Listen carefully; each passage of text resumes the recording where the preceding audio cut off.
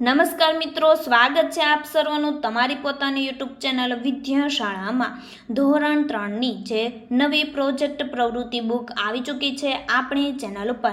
આ નવી પ્રોજેક્ટ પ્રવૃત્તિ બુકના તમામ પ્રવૃત્તિના વિડીયો પ્લસ પીડીએફ બંને મૂકવામાં આવે છે, જેની લિંક નીચે ડિસ્ક્રિપ્શન બોક્સમાં આપેલ છે. તો આજે આ વિડીયોમાં આપણે ધોરણ 3ની જે નવી પ્રોજેક્ટ પ્રવૃત્તિ બુક આવી ચૂકી છે તેમના પ્રવૃત્તિ નંબર 3 ચાલો દુકાનમાં જઈએ તેમનું સંપૂર્ણ સોલ્યુશન આપણે આ વિડીયોની અંદર જોઈશું.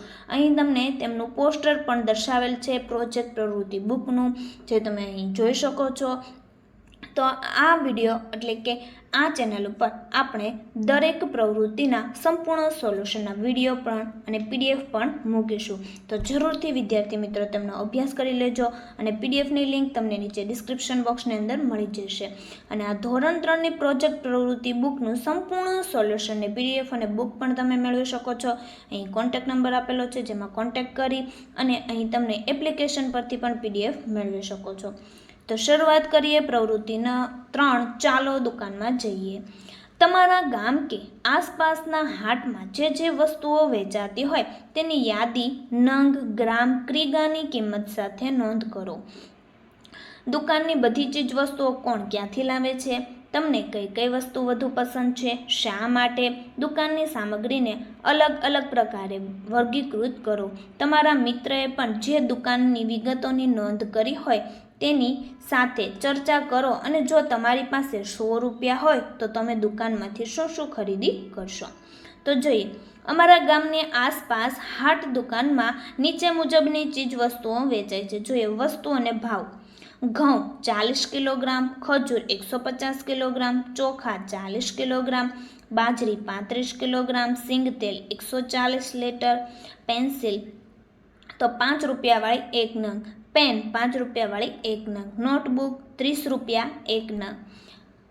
ત્યાર પછી છાશ તો 20 અને 500 મિલી, સમોસા 10 2 નંગ, ખાંડવી 130 કિલોગ્રામ, ખમણ 150 કિલોગ્રામ, પાત્રા 120 કિલોગ્રામ. ત્યાર પછી મગ 120 કિલોગ્રામ, ચણા 85 કિલોગ્રામ, સાબુદાણા 80 કિલોગ્રામ, મગદાળ 130 ગ્રામ, મકાઈ 40 કિલોગ્રામ, સંચો 5 રૂપિયા 1 નંગ, પરિકર 30 રૂપિયા 1 નંગ, દૂધ 32 કે 500 મિલી, જલેબી 100 ગ્રામ, બરફી 150 કિલોગ્રામ, પેંડા 120 ગ્રામ, કાજુ કતરી 300 કિલોગ્રામ અને મોતીચૂર લાડુ 250 કિલોગ્રામ. ત્યાર પછી આગળ જોઈએ કે દુકાનની બધી ચીજ વસ્તુઓ કોણ ક્યાંથી લાવે છે? તો કે ઘઉં, મગ, ખજૂર, ચણા, ચોખા, સાબુદાણા, બાજરી, મગદાળ, સિંગતેલ, મકાઈ જેવી કરિયાણાની વસ્તુ દુકાનદાર તેના જથ્થાબંધવાળા મોટા વેપારી પાસેથી મેળવે છે. જ્યારે પેન, પેન્સિલ, નોટબુક, સંચો, પરિકર જેવી સ્ટેશનરીની સાધન સામગ્રી દુકાનદાર જથ્થાબંધ વેપારી પાસેથી ખરીદી કરે છે. દૂધ અને છાશ જેવી વસ્તુઓ દુકાનદાર નજીકની મોટી ડેરીમાંથી લાવે છે. સમોસા, ખાંડવી, ખમણ, પાત્રા જેવી ફરસાણની વસ્તુ દુકાનદાર જાતે બનાવે છે. જલેબી, બરફી, કાજુ કતરી, મોતીચૂર લાડુ જેવી વસ્તુ કંદોઈ પોતાની જાતે બનાવે છે.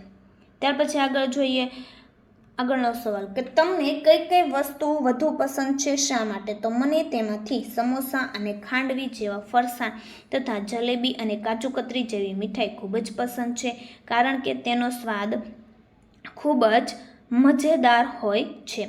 સાથે સાથે પેન, પેન્સિલ, નોટબુક, પરિકર, સંચો જેવા સ્ટેશનરીના સાધનો પણ ગમે છે, કારણ કે હું તે સાધનનો ભણવામાં ઉપયોગ કરું છું. ત્યાર પછી આગળનો પ્રશ્ન કે દુકાનની સામગ્રીને અલગ અલગ પ્રકારે વર્ગીકૃત કરો. કરિયાણાની વસ્તુ તો ઘઉં, મગ, ખજૂર, ચણા, ચોખા, સાબુદાણા, બાજરી, મગદાળ, સિંગતેલ, મકાઈ. સ્ટેશનરીની વસ્તુ પેન, પેન્સિલ, નોટબુક, સંચો, પરિકર. ડેરીની વસ્તુ દૂધ અને છાશ. ફરસાણની વસ્તુ સમોસા, ખાંડવી, ખમણ અને પાત્રા. મીઠાઈની વસ્તુ તો કે જલેબી, બરફી, કાજુ કતરી, મોતીચૂર લાડુ.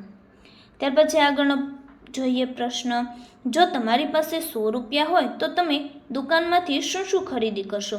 જો મારી પાસે 100 રૂપિયા હોય તો હું દુકાનમાંથી 10 રૂપિયાના 2 નંગ સમોસા, 30 રૂપિયાની 1 નોટબુક, 20 રૂપિયાની 2 પેન અને 10 ₹10ની 2 પેન અને ₹10ની 2 પેન્સિલ, ₹10ના 2 નંગ સંચા અને ₹30નું એક પરિકર વગેરેની ખરીદી કરીશ.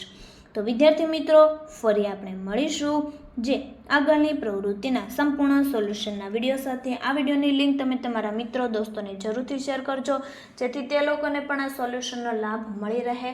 અને આ વિડીયોની પીડીએફની લિંક તમને નીચે ડિસ્ક્રિપ્શન બોક્સમાં મળી જશે, તેમનો પણ તમે જરૂરથી અભ્યાસ કરી લેજો.